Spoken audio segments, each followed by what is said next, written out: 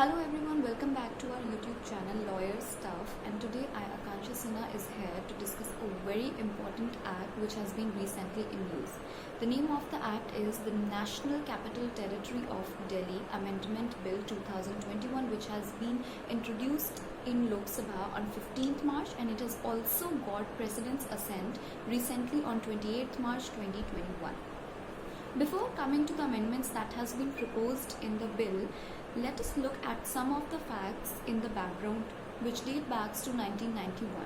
So in the year 1991, Delhi was given a special status of Union Territory.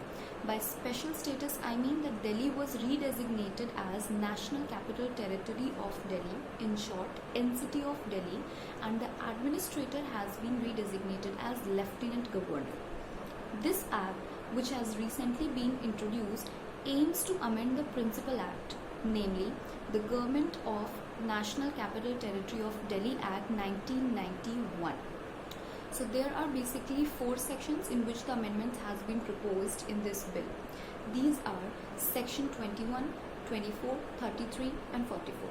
In section 21, it has been provided in the bill that the term government shall mean Lieutenant Governor. So this is to say that the term government shall mean Lieutenant Governor and not the elected government in the NCT of Delhi. In section 24, there has been some substitution of words. In section 33, the bill provides that the Legislative Assembly of Delhi can make rules and laws of procedure and conduct of business, but the condition is that it has to be consistent with the rules of procedure and conduct of business of House of People, which is your Lok Sabha. This section proviso has been further amended by the bill that the Legislative Assembly has no power to make any rule for itself or any of its committees to make any rule with respect to any day-to-day administration matters in Delhi, or nor they can conduct any inquiry in respect of administrative decision. It also provides that any such rule which will be made before the commencement of this act, this amendment bill bill of 2021, shall be void. Right? Next is your section 44. In this, the bill prohibits the elected government in various ways. It says that before taking any executive action, the opinion of the Lieutenant Governor shall be obtained on all such matters that may be specified by Lieutenant Governor in the official gazette. So that is to say that any government, any sort of government, elected government, appropriate government, they have to take all the opinion on all the matters of the Lieutenant Governor before making any such decision.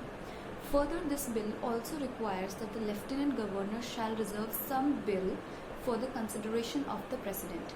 Those will include the powers which are getting introduced for diminishing the powers of the High Court, or some bills related to the salary of governmental employees or employees.